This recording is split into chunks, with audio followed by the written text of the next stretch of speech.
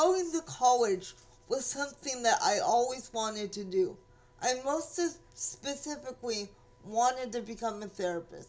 Having a major physical disability and going to college is not an easy thing to do.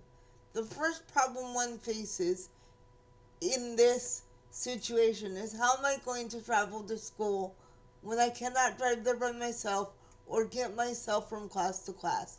I always needed assistance with this because I cannot do any independent activities of daily living by myself. This was quite a challenge for a young lady with a bright mind and a body that did not want to cooperate with her. In one of the nicest acts of kindness that my mother bestowed upon me, she decided, in addition to all the other responsibilities she had, to go to college with me. She did this unflinchingly for 6 years without complaint or regret. This is not to say the endeavor was not full of challenges for both me and my mother, but we had fun and we tried our best to give me the best possible outcome. I started in September 1995 at San Jose State University with a double major of behavioral sciences and psychology. I graduated summa cum laude in 2001, with my mother and my father proudly watching me get my diploma. My mother even received a certificate of appreciation for the sacrifice of giving me 6 years of her life so that I could attain a college degree. This is not to say, however, that the process was uncomplicated. I could not push my wheelchair by myself, so my mother had to take me to class every single day. She insisted on taking notes for me because the note takers they provided at the school were not reliable enough, in her opinion.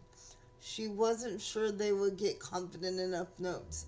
She wanted me to have a thorough summary of the class so it would be easier for me to study for exams.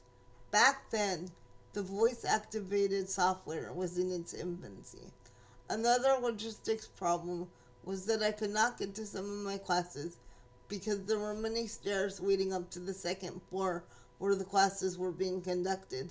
So I either had to go to the freight elevator or I had to have some very handsome football players carrying me up the stairs.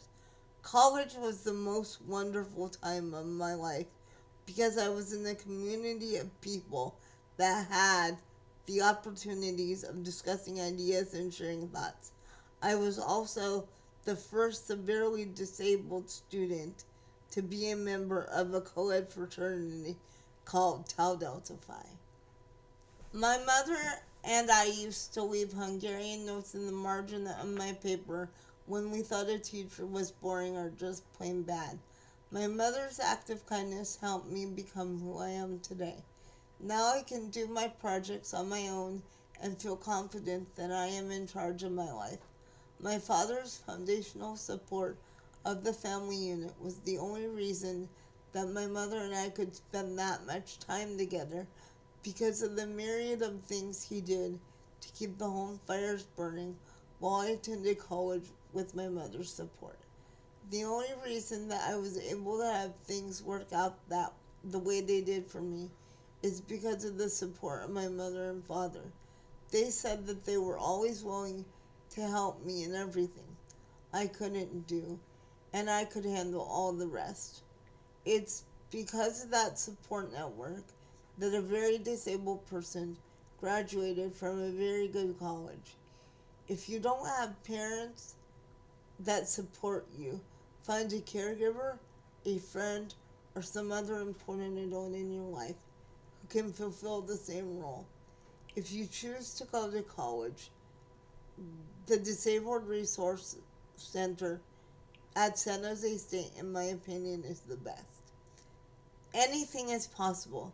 The sky is the limit. It'll just take time and perseverance and patience to fulfill your dreams. Thank you for watching. Please leave your comments below. Like and subscribe.